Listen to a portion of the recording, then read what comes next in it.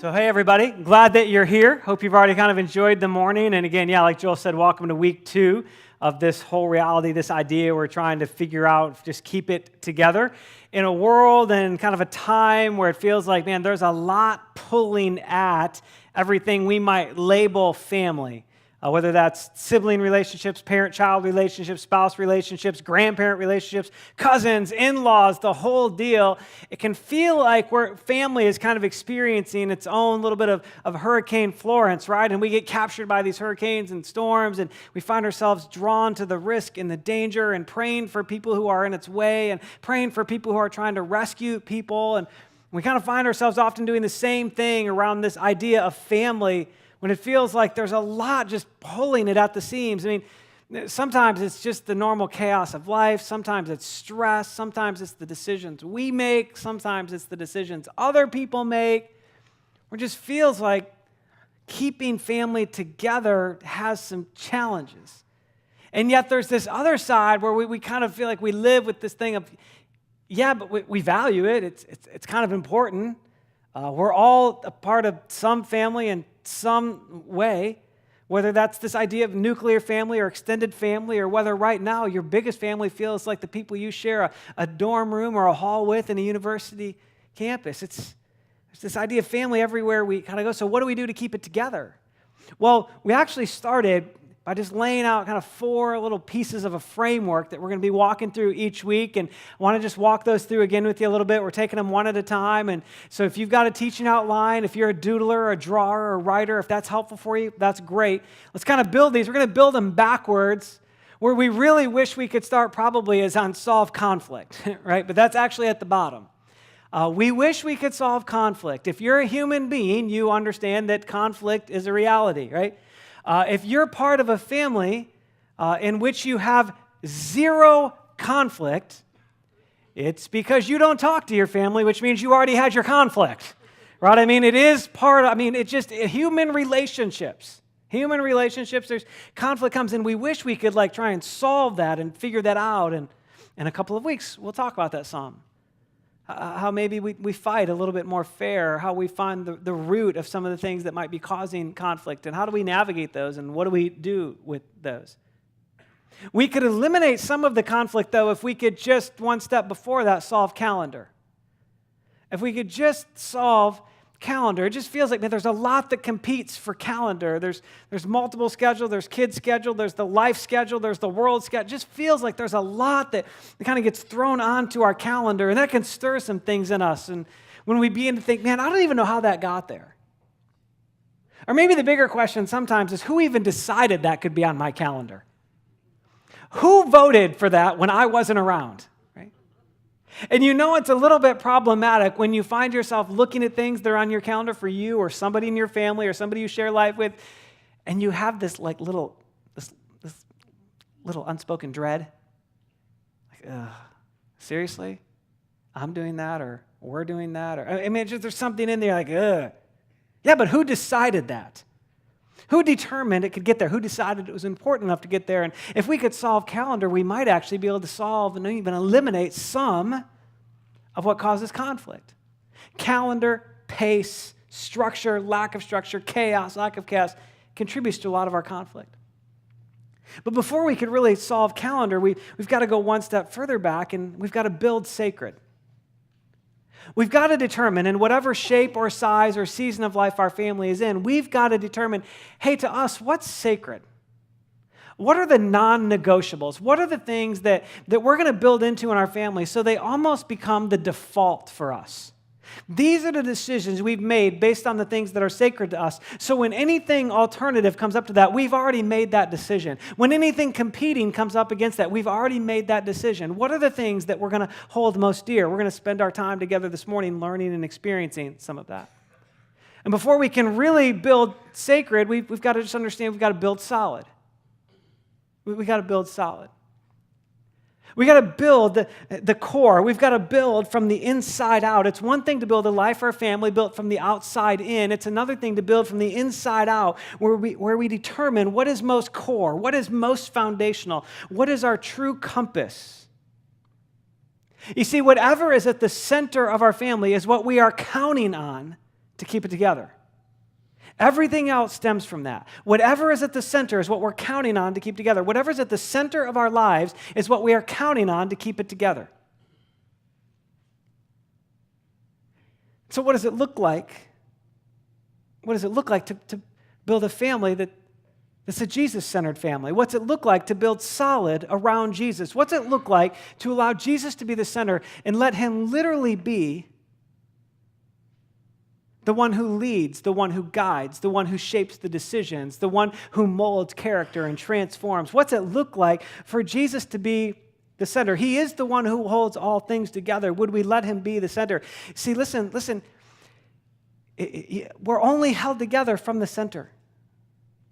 When Jesus is an addition, when Jesus is on the outer ring of our life, just part of the circle of our life, and he kind of functions as a consultant or an occasional religious kind of nod. That's not Jesus at the center. When Jesus is only a crisis response or only a celebration response, that's not Jesus at the center. Can I just say something to us here in the world of West Michigan? It's very, very easy to call ourselves a Christian family and not even be close to a Jesus-centered family. It's very, very easy in our culture to call ourselves a Christian family, not even be close to a Jesus-centered family. And yet the invitation of Jesus is to say, look, I created, I molded, I hold it together. Could I hold you together? Could I be the center of your life? Could I be the center of your family? Could I be the one in which it hubs around instead of being part of the outer wheel that's trying to circle your life? We found that a little bit last week in this little ancient letter that we have actually kind of recorded for us in the New Testament of the Bible, a letter called Colossians, written by a guy named Paul to a group of people in Colossae. And they're people a lot like us in some ways in that they're following Jesus or they're exploring Jesus or they're wondering about it, but they're living in a culture that's hearing about Jesus, and the person of Jesus and his movement is advancing fairly quickly, but the people who are following Jesus are also like wrestling with some confusion, and they're wrestling with this, a lot of people trying to say, now wait, you don't really want Jesus to be the center. I mean, that doesn't make sense. That's kind of confusing. That's not even smart. That's a dumb idea. Just let Jesus be part of your life. Let Jesus be an addition to your life like everything else is an addition to your life. And so while they're captured by Jesus and his grace and his kindness and his love, there's this pressure to just let Jesus be a part. And they're trying to find their stride. And so this guy, Paul, he writes to them and he says, remember, it was Jesus.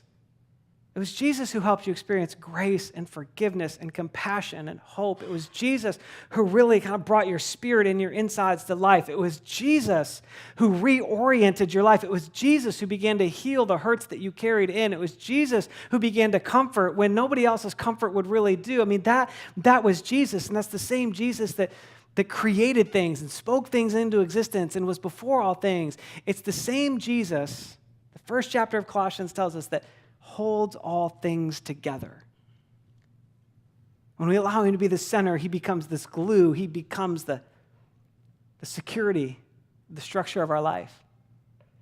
Today, we're going to move just a little further into that letter. In fact, if you've got a Bible, if you want to turn there, we're going to be in Colossians chapter 2. If you've got a Blue Worship Center Bible, we're going to start on page 805. If you're scrolling on a phone or something, that's great. This is midway kind of into what's called the New Testament of the Bible. And we're going to listen a little bit more to what Paul says to these people who are living in this turmoil of, man, yeah, I think Jesus should be center, but okay, now that I think that, what does that really mean? How do I learn to learn Jesus and to follow his lead? How do I learn Jesus and his ways and follow his lead? And Paul continues to write into them, and we're going to look actually at part of two different chapters. We're going to start in chapter 2, and then we're going to read a little bit of chapter 3 as well. Colossians chapter 2, we're going to start in verse 1. Here's what Paul writes, and he says this, I want you to know how hard, listen to this is medicine right off the bat. I just want you to know how hard I'm contending for you. How hard I'm fighting for you, how much I'm with you. I mean, could we all just agree that regardless of season or place of life, sometimes one of the most encouraging things is just knowing that somebody else is with us, somebody else is for us. Like somebody else is in it with us. Somebody else would fight on our behalf. somebody else would jump into the deep end with us. Man, and just Paul right off the bat just saying, look, I just want you to know I'm for you. That's all. I just want you to know I'm for you. I'm with you in this thing, and I'm for you. And he says, I want you to know how hard, how relentlessly I'm contending for you and for those at Laodicea, a neighboring community, and even for people who have not yet met me personally. My goal is that they may be encouraged in heart and united in love, so they may have the full riches, the complete understanding and experience, in order that they may know the mystery of God, namely Jesus. They might know this Jesus who's bigger than our imagination and bigger than we're going to fully get our vocabulary around, and has this purity and love that's beyond our wildest comprehension. He said, I want them to know that mystery, in whom are hidden all the treasures of wisdom and knowledge and experience of him. I tell you this, listen, so that no one may deceive you by fine-sounding arguments. I tell you this, so that nobody may deceive you by fine-sounding arguments. For though I am absent from you in body, I'm present with you in spirit, and I delight to see how disciplined and faithful you are, and how firm and steady your faith or reliance on the person of Jesus is. Verse 6, so then, just as you received Jesus as Lord, continue to live your lives in him. You entered into a relationship with him, a life-giving, ongoing relationship with him. So continue to be rooted in him, continue to be built up in him, continue to be strengthened in this faith as you were taught, and overflowing with thankfulness. And now verse 8, check this out. This is what he's writing into, and this would be the word for us. This would be the word for us today. See to it that no one takes you captive through hollow and deceptive philosophy. Just hang on right there. Hang on. See to it that no one takes you captive. Why did he say see to it? Because listen, if we're not aware, if we're not thinking about what's shaping our life, the default is we're captive. If we're not thinking about how it is we're living our life, if we're not intentionally thinking about who it is that's guiding and who's at the center and who's shaping life, the default is hollow and deceptive. Look, every generation has thought they were enlightened, including this one, 2,000 years ago. That's the tension that the people in Colossae are living in. Right? They found this Jesus, and there's a world around them that thinks they're enlightened. And so Paul's saying, look, just pay attention to what you're thinking. Pay attention to what you're thinking, so that you're not taken captive to hollow and deceptive thinking that actually hollows out the core of your life and that builds an exterior but not an interior, which then all things aren't really held together. Not thinking, which depends on human tradition and the elemental spiritual forces of this world rather than on Jesus. Just Paul saying, okay, look, I love you, so I just want to invite you, let Jesus be the center. Don't get caught by lots of other random thinkings, and just be aware. Think. Be aware of what's shaping what and who's shaping you and who's at the center. Now jump ahead to chapter 3. Depending on what Bible you're in, it may be a separate page. You may have to flip one or something. And we're going to read, because what Paul begins to do is he begins to just kind of move forward. He begins to move the story of Jesus and their lives forward. Chapter 3, verse 1, since then you've been raised with Christ, set your hearts on things above, where Christ is seated at the right hand of God. Set your mind on things above, the way things work in Jesus' life and way, not on earthly, temporary, fleeting things. For you died, you literally gave yourself up, so that you could receive Jesus, and your life is now hidden in him. When Christ, who is your life, the very fiber of being, the center, appears, you'll also appear with him in glory. And then he begins to say, because of that, when you do that, here's what begins to happen in your life, and here's what you get to partner with. Put to death, therefore, whatever belongs to your earthly nature: sexual immorality, impurity, lust, evil desires, and greed, which is idolatry. Because of these, the wrath, or this complete separation from God, is coming. You used to walk in these ways in the life that you once lived. Verse 8, I love it. But now you must also rid yourselves of all such things as these. Hang on.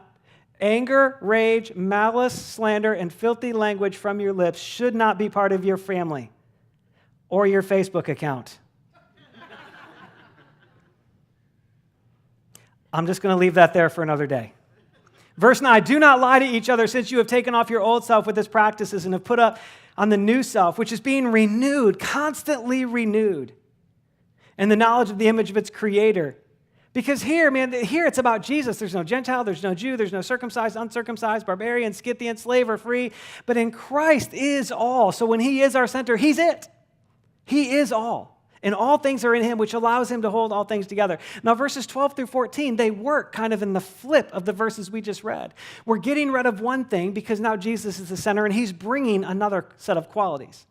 Therefore, as God's chosen people, holy and dearly loved, clothe yourselves instead with compassion and kindness and humility and gentleness and patience. Regardless of whatever family season you're in, how many of you could use, don't raise your hand, could use a little bit more of that? Right, he's saying, look, there's a trade that's going on here when Jesus is the center. Verse 13, I think one of the hardest verses in the whole Bible. Bear with each other and forgive one another. And if any of you has a grievance against someone, forgive as the Lord forgave you. Just as a hint, that's quickly, that's freely, that's fully. That's tough, right? Be saying, look, in your family, when Jesus is the center, these are the kind of qualities that come. And above all these virtues, just put on love. Put on Jesus, who is love, because he's the one who holds all of that together. Put on love above all things. If you're going to put on anything, put on love. Verse 15, and then when you do, you'll let the peace of Christ rule in your hearts. Since as members of one body, one family, you're called to peace. You're called to experience it and be thankful. Let the message of Christ dwell among you richly, as you teach and admonish and encourage one another with all wisdom through psalms and hymns and the songs of the Spirit, singing to God with gratitude in your hearts. And whatever you do, whatever happens in your family, whatever decisions you're making, whatever context your family is in, whatever you're doing as a family, do all of that as if you were doing it with Jesus and for his glory and fame. See, Paul's saying, look, when you build Jesus as the center, that's great. He holds all things together. But the natural result is that whatever is in the center begins to shape what you value. It begins to shape character. It begins to shape what's sacred, what's held most dear, what's valued most. Whatever or whoever is center is shaping what's sacred in our lives. We're making decisions on what's important in our life by who's at the center or what's at the center of our life. Regardless of what you're doing with Jesus, that's just true. The value decisions we make stem from the center that we've decided upon. And Paul's saying, look, when Jesus is the center, these are the things that start to happen. The motivations begin to change. The direction begins to change. The expression begins to transform. And these values begin to emerge, and you suddenly find yourselves having built solid and now able to, as a family, build sacred. To build the things that you decide with Jesus at the center matter most. You build the non-negotiables, the irreducible minimums, the what will always be truths about us. We build sacred. How do you do it, though? How does it actually take shape? How do we actually build sacred? There's three little pieces about it. One is we let Jesus be the center. Two, we die to ourselves. I mean, that's this constant thing of following Jesus, is we just keep putting down ourselves. See, when Jesus is not the center, we are. And here's the permission in that. When we're the center, we live with a weight because we're not really designed to be the center. No one of us is designed to be the entire center of our own world. And there's tons of pressure that goes with that. There's tons of pressure we put on ourselves when we act like we are the one that somehow has to hold it all together. We just weren't made for that. So we're constantly dying to ourselves and saying, no, Jesus, it's you. It's not me, it's you. We're trading the center. And then when we do that as these individuals and then as families, we begin to agree together. We begin to agree and say, these are the things that are sacred to us. These are the values we won't bend on. These are the ones that we hold most dear. These are the ones that shape our decisions. You see, for values to be shared, they've got to be agreed upon.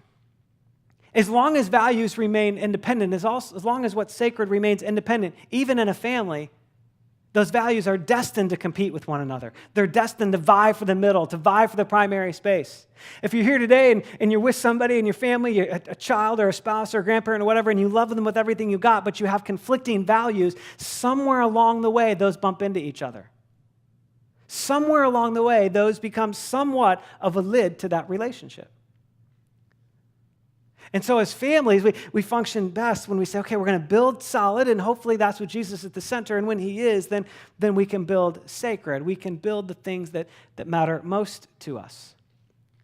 So here's what I'd love to do just for the next few minutes. We'll change up the pace and have a little bit of fun with this. I'm actually going to invite Erica. My wife, Erica, is going to come up, and we're just going to share a little bit about what's sacred in the Allen family. So we're a family of 4 right now, primarily. It's me and Erica and our 2 girls. And so we're kind of family of 4. We fully understand there's extended family and everything else, and we've got in-laws in the room, and so I'm going to really watch what I say this hour and those kind of things. But that's part of the reality, that's part of the dynamic. But this Allen 4, we've kind of got 6 things that we would say these are sacred to us. They are irreducible minimums. These don't budge for us. Okay, they don't move. And we want to share 4 of them with you, not so that you take them, but so that you just see an example. Oh, that's kind of how this could work. And then when we're all done, we're going to give you a tool that can help your family sort this out. Now here's what I want to say first before we do this, and we'll probably repeat this a couple of times, right? Our sacred values are not the things in our life that we have perfected. They're just the things in our life we're determined to keep working on. Our sacred values are not the things that we have perfected. They're just the things that we are determined to keep working on. So as husband and wife, as mom and dad, as siblings, these are just the things we're determined to keep working on. And see, here's the thing. Wherever you are in your family season right now, you might benefit from just agreeing upon, hey, what is sacred to us? What's sacred? What are we done debating? What's so settled in our core that it's going to shape us for our future? It's going to shape us. We're going to hold dearly to that. So again, we just want to share 4 of our what's sacred to us. Again, not because we live them perfectly, and we'll keep talking about that just to put context to it. But we want to share 4. Erica's going to start us off with a couple of them this morning. Good morning. I'm Erica, if I haven't met you yet. And as John already said, he's already stealing my words. I was going to say that. We aren't perfect at this. These are things that we're working on. Apparently, we're not perfect at this either. Absolutely. So we're just getting started on the imperfections. I said yesterday, I'm like, yeah, anyway. So, and then, these are for the Allen 4. Maybe there's some that you say, oh, yeah, we really like that. We want to include that in our own family. Or maybe you have 4 totally different ones, and that doesn't mean that we're right and you're wrong, or you're right and we're wrong. But, just remember that. And something else that really can come to the surface when you're trying to evaluate in your life what is sacred.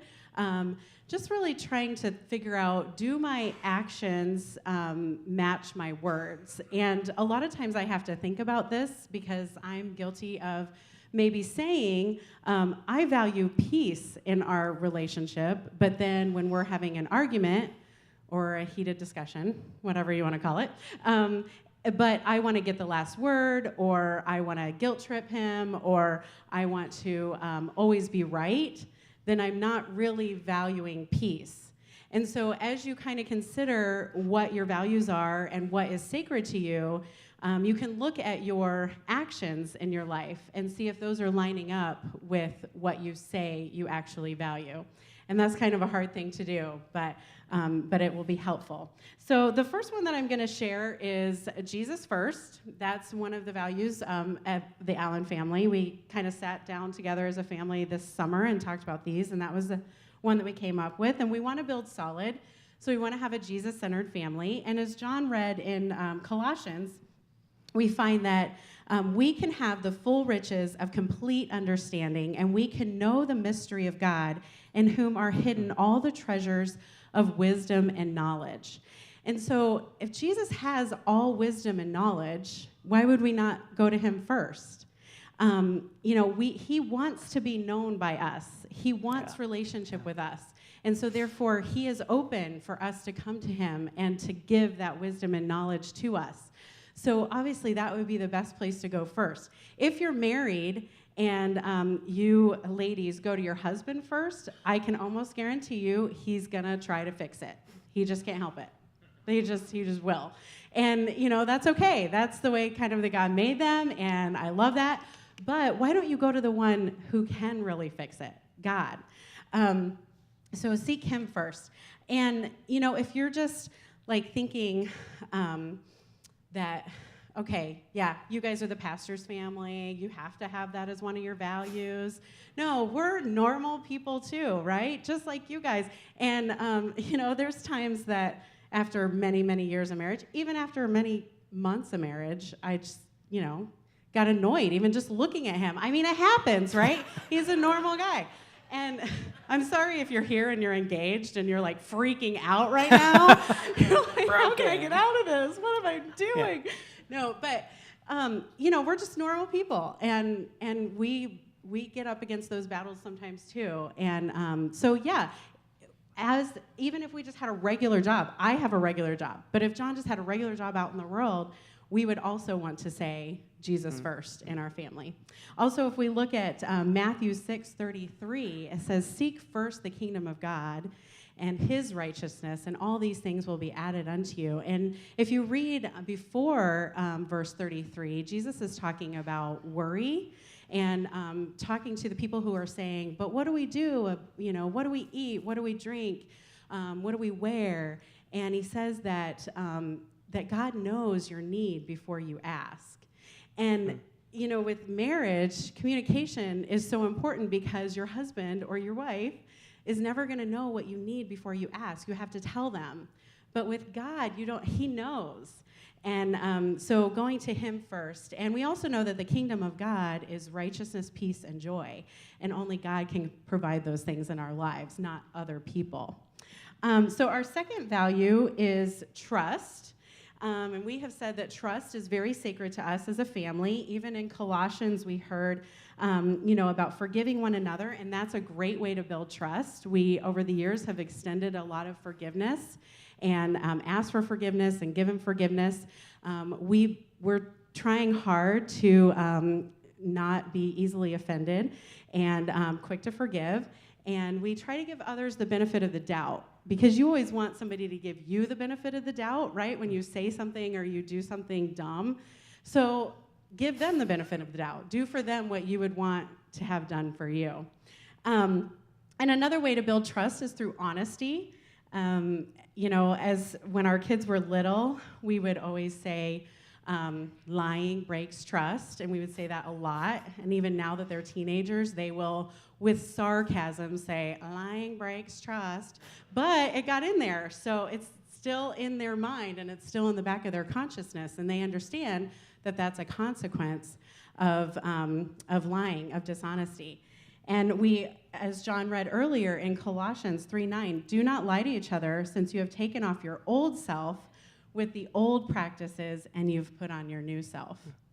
And as earlier as I said about your actions and your words matching up, I can see this interestingly, in my nephew's life, the one wearing the fedora. I asked him yesterday, I said, can I talk about you tomorrow, Micah? And he said, yep, I'll be wearing my fedora. I said, okay. He's a really fun guy. So he, a few years ago, actually wrote out his circle of trust, and he had his inner circle, and he had people written in there, and he had a outer circle, and then even a third circle. And was Aunt Erica anywhere on there? No, but that's okay. I thought that this is really cool, because even at a young age, he's able to see who he needs to have boundaries with, who he can really trust, who he's not yet willing to trust with certain things. And I think, that obviously showed that what was sacred to him was trust. And we as a family all respect that in him. So yeah, trust. Now John's gonna talk about our third one, which is together. Yeah, just before we do that, just to keep our trust, I forgive you right now for being annoyed with me. And just so you know, in this environment, I have the last word. So careful. Yeah, careful. No, just have fun. Yeah, our third one is together, and that's not rocket scientist. That is kind of what it sounds like. It's just we value being together. And there's really two ways in which we value together. The first one is maybe the obvious one. We value physical togetherness. We value close proximity. And so we hold dearly things like bedtimes and morning school commutes. We hold dearly family dinner. We fight for family dinner. There are a lot of things that could vie for our calendar around that, but we fight for that. Sometimes we'll move it. Sometimes we'll eat really early or really late. But for the sake of just being together, we really have valued that time. And now it's kind of default to us. We don't really ask, are we eating together tonight? That's the assumption because that's the value. See, when it becomes the sacred value, it starts to become the default. It answers the question before the question comes. Now, listen, remember we said these are not what's perfect in our home. Our family dinners can look radically different, not just based on the season, but based on that day, okay? We can have 90-minute or 2-hour family dinners that are full of laughter and constant conversation and memories being made. Or we can have 90-minute family dinners that are full of fighting and crying and tension and misunderstanding. Or we can have 15-minute family dinners of dead silence because the animosity is so thick at that family dinner, okay? It can range all of those. There are no guarantees, but we just value it. So even when it's really tense in our home, nobody's saying, are we having dinner together tonight? Because we know that that's just sacred to us. We hold that togetherness. We're not real big in our home about everybody kind of going in their own rooms and closing doors and things like that. I grew up in a home where there were 3 of us in the home, and we had 3 TVs and 3 different rooms. And even as a kid, there was something in that just didn't set right with me. And so now even in our home, we have one TV that gets anything that even resembles a channel, okay? We have one, just because we're like, hey, we're going to kind of foster togetherness. We value that. But it's not just physical togetherness. If that was the only value and you carried that out, that would eventually mean when our girls are in their early 20s or something, we're going to have to kidnap them and put them under lock and key, right? They're eventually going to move out. I mean, they eventually may move in other parts of the world. I mean, who knows, right? So we also don't just value physical togetherness. We value togetherness of heart. We value togetherness of heart where we love and we support what each other love and support. For instance, I say this a lot. I love to play golf. That's part of why summer is my favorite season. I love to play golf. And because Erica knows that I love that and it's refreshing to me, it's restful to me, she encourages it. So actually Friday, I was debating playing golf Saturday, and we were not together, and I was texting her a little bit. It's like, I'm thinking about this. And her response back is, do it, exclamation point. Because she knows that's part of what I love. It's part of what's refreshing. Listen, I've never played a single round of golf in my life and had to pay a guilt tax for it when I got home. Never. And because of that, it's easy not to abuse. So while she said do it this weekend, last weekend, I had an opportunity to play, and I just knew with what had happened in our family in the week and the things that the 4 of us were navigating, I was just like, man, it's that they might support me in that togetherness. They might support me in my heart, but we need physical proximity this week. And so we didn't even talk about it. By the time I told her I'd thought about it, I'd already said I wasn't playing. Because when things are supported and celebrated, it's easier not to abuse them. She loves going to the movies. Loves going to the movies, okay? I see about 3 movies a year, and 2 of them are in our home, okay? She sometimes sees 3 in a week, okay? She's the reason MoviePass is going bankrupt, okay? That's single-handedly putting MoviePass out of business. So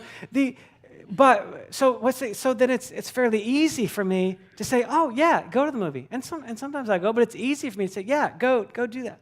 We just value togetherness, and that is physical togetherness, family dinners and time in the house and all in the same room, even if we're kind of doing different things. But we also value togetherness of heart because we know one day this particular look of 4 Allens under the same roof probably isn't going to be there.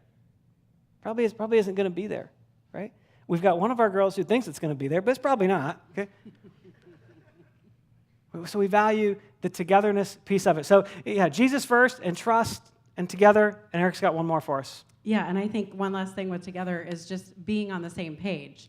I mean, as you do your finances or, just being on the same page with all those kinds of things is also togetherness. So the last one is grateful, or gratefulness, or thankfulness. And this one can be kind of tricky because it really does come from the heart. But somebody can say thank you all day long and really not have a thankful heart. So this one's kind of hard to really judge. But if it's instilled, I think, at an early age, I think it can become something, and I think it's also something that we practice, and it's not just always something that's easy to do, but as you practice a heart of thankfulness, then it's something that becomes easier. How many of you have moms that forced you to write thank you notes when you were really young after Christmas, and you hated every second of it? Yep, and I did too. And but that was kind of her value. Obviously, that was sacred to her, but that was something that I also took on as sacred for me. And like John said, his family having, different TVs and being in different rooms, that was something that he didn't want.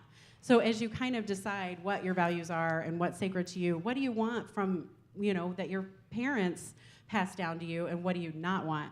And I think that, a grateful heart is not always just about saying thank you, but it's just about being thankful for somebody like taking the time and energy to make a Pinterest meal that's a fail.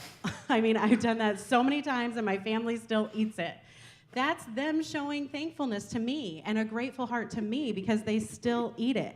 I mean, after 22 years, I still forget that John hates broccoli and cheese together. How many of you hate broccoli and cheese? Come on, that's a terrible combination. First hour, there were other people too. I hate broccoli and cheese. All my people are over here this time. So, like 2 weeks ago, I made a Pinterest meal, and it was a broccoli and cheese casserole, and it was new and it was different. And whenever I make something new and different, I ask the family, "Hey, what'd you guys think? Is this going on the list? Should I make it again? And next month or whatever?"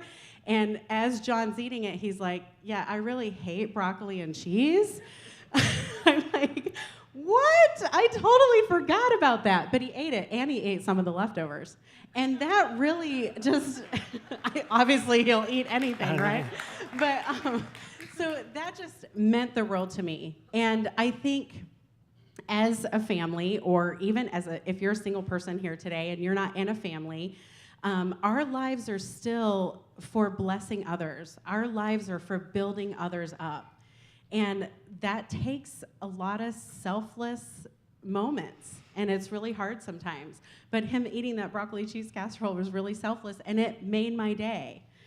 And so last, on the Grateful Heart one, there's quite a few verses that you can find in the Bible about being thankful, and I just want to share a few. We actually read a few of them already in Colossians. Colossians 2:7, we're told to be overflowing with thankfulness. Colossians 3:15 tells us to let the peace of Christ rule in our hearts and to be thankful. There's no question about it. Just be thankful. The Psalms repeatedly tell us to give thanks to the Lord, for he is good and his mercies endure forever. And one of my very favorite ones, 1 Thessalonians 5:18 says, "Be thankful in all circumstances, for this is God's will for you." And so, you read those verses and none of them say, if everything's going right in your life right now, then be thankful. If you have everything that you need or want, then be thankful. No, just be thankful, because God is good. And we build up that thankfulness. And I think a lot of times we think that thankfulness or gratefulness is dependent on our circumstances, but it isn't. It's separate from that. And not only that, but thankfulness changes our perception of our circumstances. Yeah, that's really good. That's so true. So here's how that was 4 of our 6. Okay, we've got 6 values. That's 4 of ours. Again, not because they're your values, not because they should be, or whatever. Those are the sacred things in our home that impact lots of things, including light calendar, which we'll talk about next week.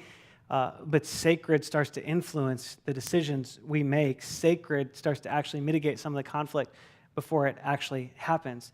So here's the bottom line question. This isn't touchy-feely or anything else. Just here's the bottom line question. What's sacred for your family? What's sacred for your family? regardless of season that you're in, what's sacred for your family.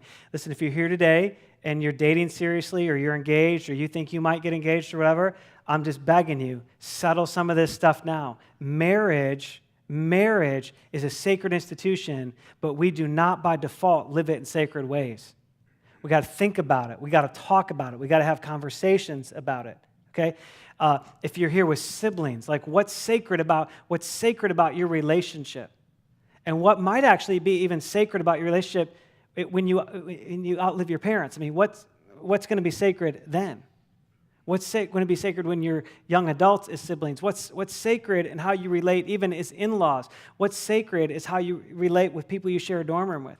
It's easy to kind of get environments and start establishing rules. But rules, if that's what you want to call them, are so much easier to kind of live with when we understand what the value is that drove the rule. So what's sacred? What's sacred even with the people that maybe you work with that you're closest to and they almost kind of feel like family because you're with them so much? And maybe even because you love them deeply. But what's sacred? What are those sacred things that help determine some of the influence before? So what's sacred in your family? And this will take a little bit of work. This isn't like 4 minutes of a discussion. This will take a bit of work. We want to make available to you one tool that we found at another church that they had gotten from somebody, and then we just grabbed it. We want to make it available to you. We actually used this summer with our family. We kind of said, we think there are some things that our life kind of hubs around in this that are Jesus-centered values, but let's have a discussion to clarify language and make sure we really all do think the same thing. It was a really helpful exercise, but it takes a little bit of work. But if family matters enough to us that we want to keep it together, that we want to weather storms, then we're willing to put in a little bit of work, yes? I mean, we're willing to lean into that a little bit. So there's a tool that's available for you on our resources page. If you go to thejchurch.com/resources, that'll be there. We're also going to attach it later this week with this message just as a way to be helpful. Just as a way to be helpful, to help us determine, okay, if we're going to build solid and we're going to let Jesus be the center, then what's sacred? What's moving out of our life and what's moving in as a result of following Jesus and even letting him be the center of our family? What's sacred for your family?